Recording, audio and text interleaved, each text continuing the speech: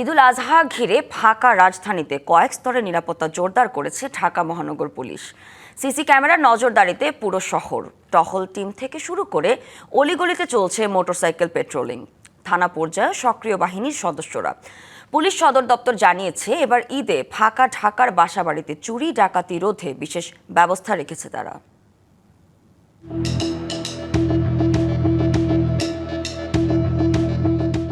সাম্প্রতিক সময় রাজধানীতে চুরি, ছিনতাই ও খুনোখুনির ঘটনা বেড়েছে উদ্বেগজনক হারে। বাসাবাড়ি থেকে সড়ক, সব ঘটনায় প্রশ্নবিদ্ধ জননিরাপত্তা। আমরা আগে কিন্তু খুব নিরাপদ বোধ করতাম, রাস্তাঘাটে বের হইতাম, কিন্তু এখন আমরা নিরাপত্তা বোধ করছি না। রাস্তাঘাটে প্রতিনিয়ত ছিনতাইকারী অনেক বেড়ে গেছে।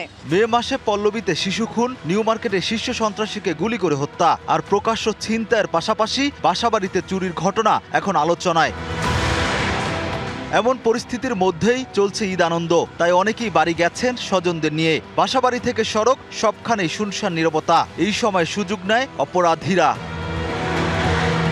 বেপরোয়া হয়ে ওঠে ছিচকে চোট থেকে সন্ত্রাসীরা। ফাঁকা বাসায় ঘটে চুরি, রাস্তায় শুরু হয় ছিনতাই। পরিস্থিতি সামাল দিতে নিরাপত্তা জোরদার করেছে পুলিশ সদর দপ্তর। সিসি ক্যামেরা নজরদারিতে পুরো শহর, সড়কে সক্রিয় পুলিশের টহল টিম, অলিগলিতে থাকবে মোটরসাইকেল পেট্রোলিং। যে কোনো ঘটনা রোধে তাৎক্ষণিক ব্যবস্থা নেবে পুলিশ। পুলিশ সদর দপ্তর জানিয়েছে, ঈদে ঢাকার জননিরাপত্তার ক্ষেত্রে কোনো ছাড় দেবে না তারা। যারা ঘরমুখী, যারা ইতিপূর্বে বাসস্থান ছেড়ে গ্রামের বাড়িতে বা তার আদি বাসস্থানে যান, সেক্ষেত্রে তার বাসস্থান নিরাপত্তা নিশ্চিত করা। আমরা প্রতিবারের মতো এবারও আমরা বেশ তৎপর আছি। একই সাথে সামাজিকভাবেও আমরা প্রত্যেককেই সচেতন হতে বলবো। অপরাধ বিশ্লেষকের মতে, তালিকা করেই অপরাধীদের বিরুদ্ধে নিতে হবে ব্যবস্থা, নয়তো জননিরাপত্তা প্রশ্নের মুখে পড়বে। এখানে সবাইকে আগে থেকেই সতর্ক থাকতে হবে এবং সেই বিষয়ে তাদের মনিটরিং এবং সার্ভেইলেন্স সেগুলো বাড়াতে হবে। শুধুমাত্র আপনি ফুট পেট্রোলিং করলে হবে না, এখানে আমাদের এয়ার পেট্রোলিং দিয়ে একটু যেতে হবে। একই সঙ্গে মাঠ পর্যায়ে পুলিশকে আরও সক্রিয় থাকার তাগিদ বিশ্লেষকদের। Rakib Hossain, DBC news, Dhaka. নীরব এক ঘাতক তামাক। সরকার ও বিশ্ব স্বাস্থ্য সংস্থার হিসাব বলছে, তামাক সেবনের কারণে দেশে প্রতি বছর প্রায় 2 লাখ মানুষের মৃত্যু ঘটছে। অথচ রাজনৈতিক ইশতেহারে অঙ্গীকার সত্ত্বেও রাজস্ব বিবেচনায় তামাক পণ্যকে বাদ দিতে পারছে না কোনো সরকারই। বিশেষজ্ঞরা বলছেন, সম্প্রতি ধূমপান ও তামাকজাত দ্রব্য ব্যবহার নিয়ন্ত্রণ আইন সংশোধিত হলেও কিছু দুর্বল সিদ্ধান্তের কারণে তা তরুণ প্রজন্মকে নেশায় জড়াতে আরও বেশি আগ্রাসী করে তুলবে।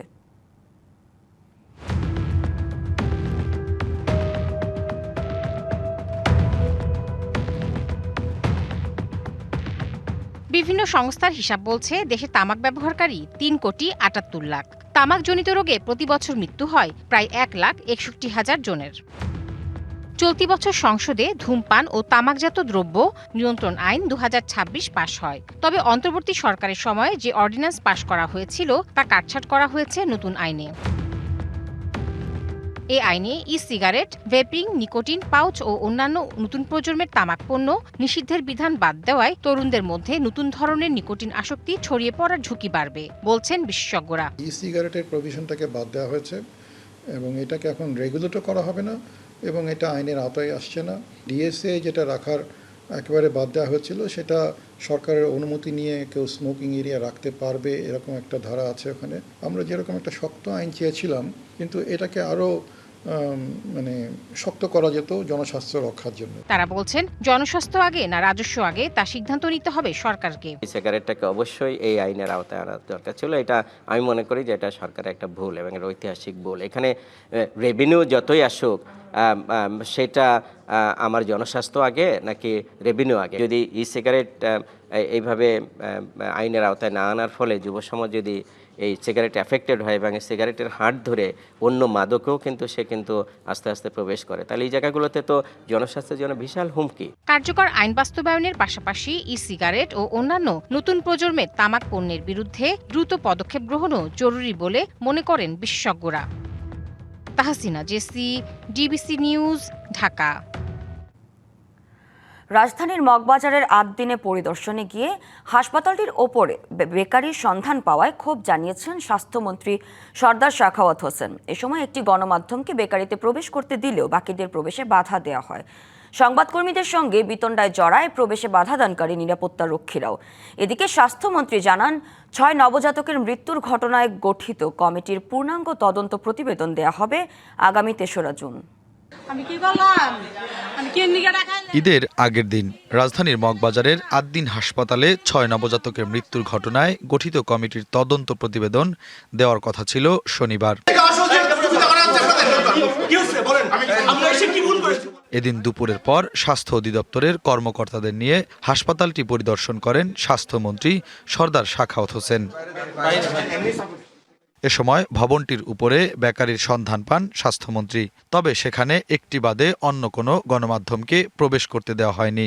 সাংবাদিকরা সেখানে প্রবেশ করতে চাইলে বাধা দেয় নিরাপত্তারক্ষীরা। গণমাধ্যম কর্মীদের অভিযোগ, বেকারিতে প্রবেশ ঠেকাতে নিশ্চিতে আইনশৃঙ্খলা বাহিনীর সদস্যদের নিয়ে আসে কর্তৃপক্ষ।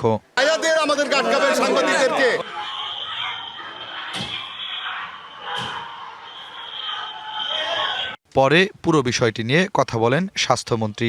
হাসপাতালে বেকারি মেলায় ক্ষোভ জানান।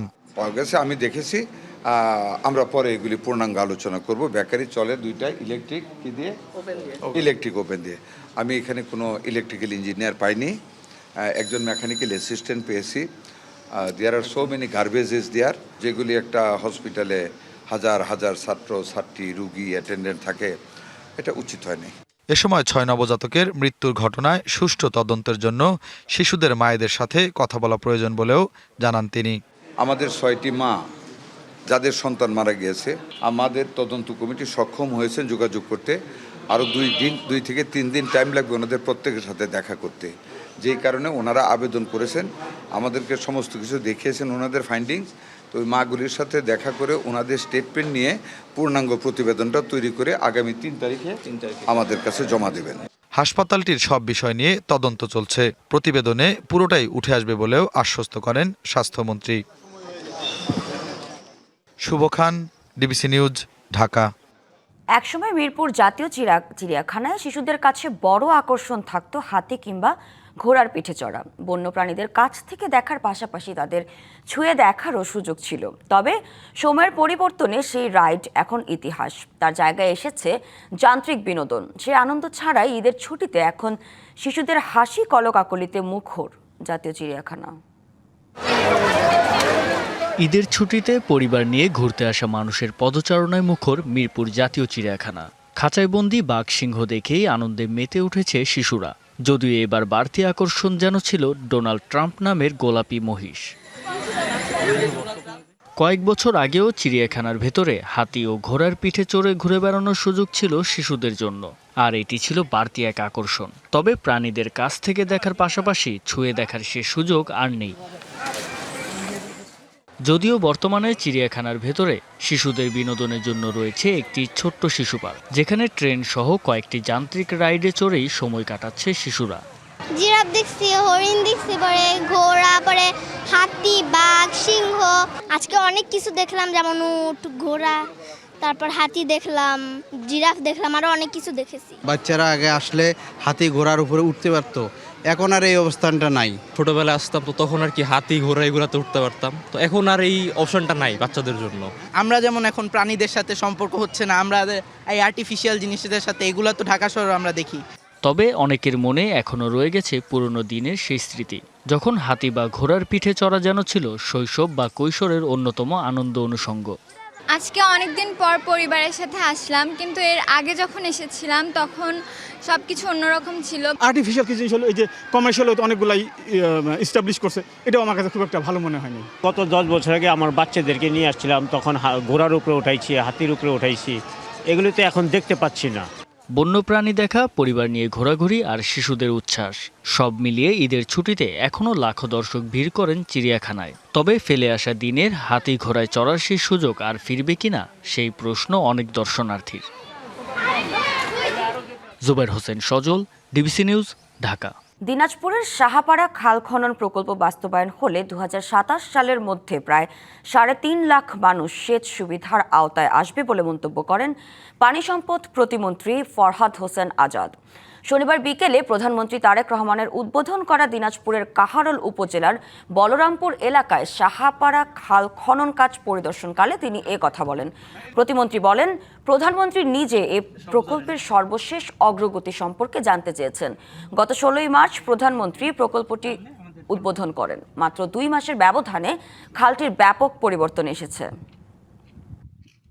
মাননীয় প্রধানমন্ত্রী আমাকে নির্দেশনা দিয়েছেন যে ঈদের সময় যখন তুমি দিনাজপুর পঞ্চগড় ঠাকুরগাঁ যাবা, সেই সময় কিন্তু এই খালটার সর্বশেষ আপডেট জেনে আসবে এবং আমি আগামী 1 তারিখে কিন্তু মাননীয় প্রধানমন্ত্রীর কাছে এটার বর্তমান যে সার্বিক পরিস্থিতি সেটা কিন্তু ওনাকে এই খালের বিষয়ে অবহিত করবে। দরজায় কড়া নাড়ছে বর্ষা মৌসুম। বৃষ্টি ও উজানের ঢলে কুড়িগ্রামের ধরলা, ব্রহ্মপুত্র, তিস্তা ও দুধকুমারের পানি বাড়ার সাথে দেখা দিয়েছে তীব্র ভাঙন। ফলে 5টি নদ নদীর পাড়ের মানুষ বসতভিটা হারানোর শঙ্কায় দিশেহারা। ভাঙন কবলিত 15টি পয়েন্টের মধ্যে 6টিতে জরুরি ভিত্তিতে জিও ব্যাগ ফেলে ভাঙন রোধে চেষ্টার কথা জানায় পানি উন্নয়ন বোর্ড। কুড়িগ্রামের উলিপুর উপজেলার বুড়বুড়ি ও হাতিয়ার 2 সীমায় জলঙ্গার কুঠি এলাকায় প্রায় 2 কিলোমিটার ব্যাপী ভাঙছে ব্রহ্মপুত্র নদের তীর। এরই মধ্যে বিলীন হয়েছে 10টি বাড়ি। ভাঙনের হুমকিতে 2000 পরিবার সহ 2টি আশ্রয় কেন্দ্র ও 3টি প্রাথমিক বিদ্যালয়। এছাড়াও কুড়িগ্রাম সদর, ফুলবাড়ি, রাজারহাট সহ বিভিন্ন উপজেলার 15টি পয়েন্টে ভাঙছে ধরলা, তিস্তা ও দুধকুমার নদীর পাড়। ভাঙন অব্যাহত থাকলেও প্রতিরোধের কোনো ব্যবস্থা না থাকায় বসত ভিটা হারানোর শঙ্কায় দিশেহারা হয়ে পড়েছে হাজারো পরিবার। ভুক্তভোগীদের অভিযোগ, নদীপাড়ের অনেক পরিবার 5 থেকে 10 বার পর্যন্ত ভাঙনের শিকার হয়ে হারিয়েছে সর্বস্ব। এবার বসত ভিটা হারালে তাদের আর যাওয়ার কোনো জায়গা থাকবে না। একটা গুচ্ছগ্রাম ছিল, সেটা আবাসন প্রকল্প, ওটা হচ্ছে গত বছর বিলীন হয়ে গেল। ওখানে আনুমানিক 80 থেকে 90টা পরিবার ছিল। যে 200-250 ঘর ফ্যামিলি যে বসবাস করবেন, যে এরা যদি এই গ্রাম যদি না থাকে তাহলে এদের আর কোনো উপায় নেই। ভাঙন রোধে জরুরি ভিত্তিতে স্থায়ী প্রতিরক্ষামূলক পদক্ষেপের দাবি জানিয়েছেন জনপ্রতিনিধি ও ভুক্তভোগীরা। নিম্নতে যাবৎ 6-7 বার বাড়ি ভাঙা দিছি, এখন আবারও নদীর মুখে পড়ে গেছে বাড়ি। এই আশ্রয়টা যদি না থাকে, আমার জমা জমি কেনার মতন কোনো আমার তবিল নাই যে এই তবিলটা ধরি যে একটা ভিটে নিয়ে বাড়ি করবো, আমার সে মতন আমার তবিল নাই। ভাঙনের কথা স্বীকার করে এলাকাভিত্তিক গুরুত্ব বিবেচনা করে দ্রুত পদক্ষেপ নেওয়া হবে জানিয়েছেন পানি উন্নয়ন বোর্ডের কর্মকর্তা। উলিপুর উপজেলায় জলঙ্গারকুটি একটি এলাকায় নদী ভাঙন রয়েছে, সেটি আমরা পরিদর্শন করে এসেছি। তবে সেখানে এখনো বাড়িঘর থেকে কিছু দূরে থাকায় আমরা অবজারভেশনে রেখেছি। ইমিডিয়েটলি যেসব বাড়িঘরের কাছাকাছি চলে আসলে আমরা সেখানে ব্যবস্থা নিব। পানি উন্নয়ন বোর্ডের তথ্য মতে জেলার উপর দিয়ে প্রবাহিত 16টি নদ নদীর মধ্যে ভাঙন প্রবণ 5টির 2 পাড়ের দৈর্ঘ্য 374 কিলোমিটার। এর মধ্যে সুরক্ষিত মাত্র 66 কিলোমিটার। DBC news desk. নিলামে কিনেছেন পদ্মার চরের স্তূপ করা বালু। তবে ক্ষমতার দাপটে এখন বালু তোলা হচ্ছে নদীর তলদেশ থেকেও। তাতে শরীয়তপুরের নড়িয়ায় আবার ফিরেছে ভাঙন আতঙ্ক। ঝুঁকিতে 5000 একর ফসলি জমি ও শত শত ঘরবাড়ি। তবে বালু উত্তোলন বন্ধে প্রশাসন নীরব, এমন অভিযোগ স্থানীয়দের।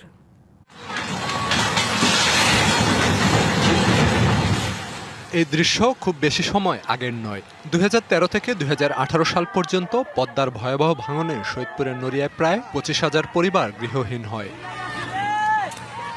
সেই ক্ষত না শুকাতেই আবার তাড়া করে ফিরছে ভাঙন আতঙ্ক। তবে এবার কোনো প্রাকৃতিক কারণ নয়, আতঙ্ক তৈরি করেছে মানুষ নিজেই।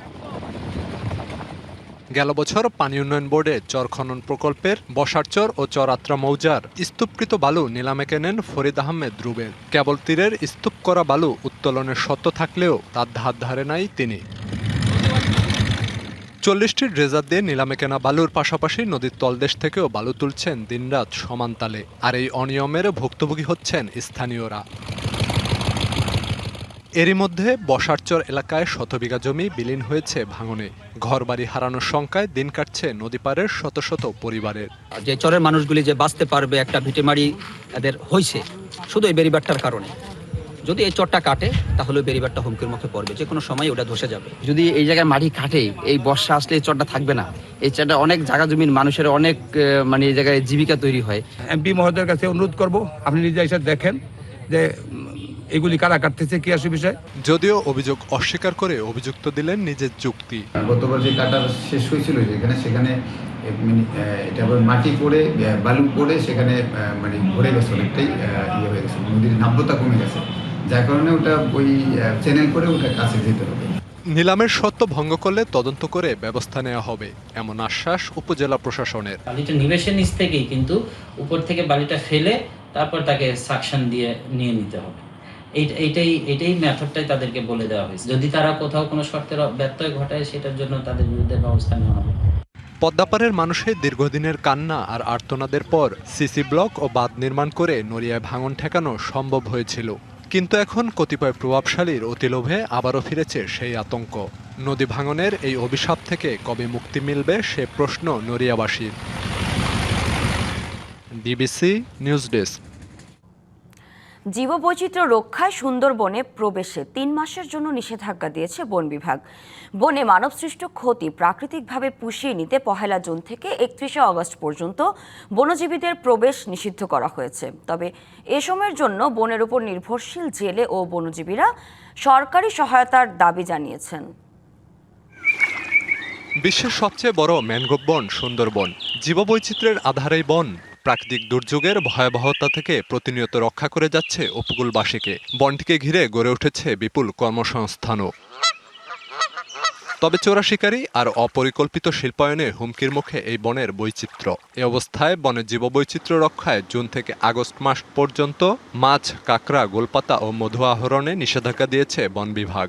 সুন্দরবনের ভিতরে যত অনিয়ম ঘটছে সেটি কিন্তু নিয়ন্ত্রণ করে বাইরের একটি বড় চক্র এবং এদের হাত অনেক লম্বা। আমি মনে করি প্রশাসনের এই ব্যাপারে উদ্যোগ নেওয়া উচিত। তবে নিষেধাজ্ঞায় কর্মহীন হয়ে দুশ্চিন্তায় কয়েক হাজার বনজীবী পরিবার। তাদের বিকল্প কর্মসংস্থান তৈরির তাগিদ দিলেন সংশ্লিষ্টরা। তাদের যদি বিকল্প উপার্জনের ব্যবস্থা সত্যিকারে করা যায় তাহলে কিন্তু সুন্দরবন সংরক্ষণের কাজ কিন্তু অনেকটাই এগিয়ে যাবে। প্রাকৃতিক ক্ষত নিজ উদ্যোগে পুষিয়ে নিতে পারে বন, কিন্তু মানবসৃষ্ট ক্ষতি পুষিয়ে নিতে নিষেধাজ্ঞা বলে জানায় বন বিভাগ। জুন, জুলাই, আগস্ট আমাদের দেশে বর্ষাকাল। এই বর্ষাকালে উদ্ভিদের রিকভারিটা ভালো হয় এবং অধিকাংশ বন্যপ্রাণীর প্রজনন মৌসুম এই সময়, যার কারণে এই 3 মাসে আমরা বেছে নিয়েছি।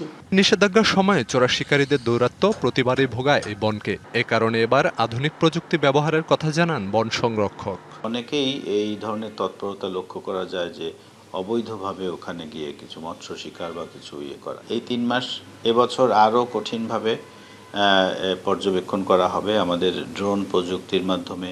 দেশের প্রাকৃতিক ঢাল এই বন রক্ষায় শুধু বন বিভাগ নয়, এগিয়ে আসতে হবে সবাইকে, তাহলেই রক্ষা পাবে সুন্দরবনের অপার বৈচিত্র্য, বলছেন সংশ্লিষ্টরা। DBC news desk. নাটোরের দীঘাপতিয়া রাজপ্রাসাদ, যা উত্তরা গণভবন নামে পরিচিত, প্রবেশপথে চোখে পড়ে প্রকাণ্ড এক লোহার দরজা। সেই দরজার ওপর তাকালেই দেখা যায় বিশাল আকৃতির ডাবল ডায়াল ঘড়ি। যুগের সাক্ষী হয়ে 200 বছর ধরে বিদ্যুৎ ও ব্যাটারি ছাড়া সময়ের জানান দিয়ে যাচ্ছে ঘড়িটি। প্রতি ঘন্টায় বাজে ঘণ্টাধ্বনি, যা 5 থেকে 7 কিলোমিটার দূর থেকেও শোনা যায়। উত্তরা গণভবন নামে পরিচিত এ ভবনটি রাজধানীর বাইরে প্রধানমন্ত্রীর একমাত্র বাসভবন। দেশি বিদেশি পর্যটকদের আকর্ষণের কেন্দ্রবিন্দুতে থাকা রাজবাড়িটি 2008 সাল থেকে সাধারণ পর্যটকদের জন্য উন্মুক্ত করা হয়। প্রধান ফটকেই রয়েছে বিস্ময়কর এক নিদর্শন, 200 বছরের পুরনো বিশালাকার মেকানিক্যাল ডাবল ডায়াল ঘড়ি। ফটকের সামনে এবং পেছনে দুদিকেই দৃশ্যমান ঘড়িটি প্রতি ঘন্টায় ভারী ধাতব ঘন্টার শব্দে কাঁপিয়ে দেয় পুরো এলাকা। দর্শনার্থী যারা আসে তারা কিন্তু এই ঘড়ির ঘণ্টাধ্বনি শুনে আসে এবং প্রতি ঘন্টায় এখন পর্যন্ত সেই ঘণ্টাধ্বনি দিচ্ছে সেই 18 শতক থেকে। ঐতিহাসিক তথ্য মতে 1897 সালে প্রলয়ঙ্করী ভূমিকম্পে ধ্বংস হয় রাজবাড়িটি। তখন রাজবংশের ষষ্ঠ রাজা প্রমোদনাথ রায় প্রায় 11 বছর ধরে বিদেশি প্রকৌশলী, চিত্রশিল্পী এবং রাজমিস্ত্রির সহায়তায় রাজপ্রাসাদটি পুনর্নির্মাণ করেন। তখন ইংল্যান্ড থেকে মতান্তরে ইতালির ফ্লোরেন্স থেকে আনিয়েছিলেন এই মেকানিক্যাল ঘড়িটি। তথ্য আছে, কেউ বলে ইতালি থেকে আনা, কেউ বলে ইংল্যান্ড থেকে আনা। ঘড়িটার বৈশিষ্ট্য হচ্ছে যে এটা কোনো বিদ্যুৎ বা ব্যাটারির দরকার হয় না। এই উপমহাদেশের মধ্যে এরকম ডাবল ডায়াল ঘড়ি আছে কিনা সন্দেহ রয়েছে। তৎকালীন প্রকৌশল বিদ্যার এক অনন্য দৃষ্টান্ত এই ঘড়ি। উপমহাদেশে একমাত্র ডাবল ডায়াল 2 কাঁটার ঘড়ি এটি। এই ঘড়িটা ডবল ডায়াল, 2 দিকেই কাঁটা আছে এখনো পর্যন্ত সে সময় দিয়ে যাচ্ছে। এটা এই অত্র এলাকা গোটা সারা বাংলাদেশের একটা বিরল চাকরির অধিকারী এই ঘড়ির অপারেটর। তিনি জানান সপ্তাহে একবার চাবি দিলেই অবিরত চলতে থাকে ঘড়িটি। প্রশিক্ষণপ্রাপ্ত বলতে কি আমার বাবার কাছ থেকেই শেখা। বাল্যকাল থেকেই আমি এই ঘড়ির সাথে সম্পৃক্ত, প্রায় আমি নিজে 14 বছর হলো এই ঘড়ির সাথে সম্পৃক্ত আছি। প্রতি সোমবারের দিন এসে আমি চাবি দিতে আসি। বহু মানুষ শুধু প্রাচীন ঘড়িটি দেখতেই ভিড় জমান এখানে। 200 বছরের বেশি সময় ধরে ক্লান্তিহীন পথ চলা এই ঘড়ি নাটোরের আভিজাত্য ও ইতিহাসের জীবন্ত সাক্ষী। DBC news desk. সংবাদে এই ছিল এখনকার মতো। ডিবিসি নিউজের সংবাদগুলো পড়তে ভিজিট করুন dbcnews.tv আর ভিজিট করুন ডিবিসির ফেসবুক পেজ এবং ইউটিউব চ্যানেল। ডিবিসির সঙ্গেই থাকুন।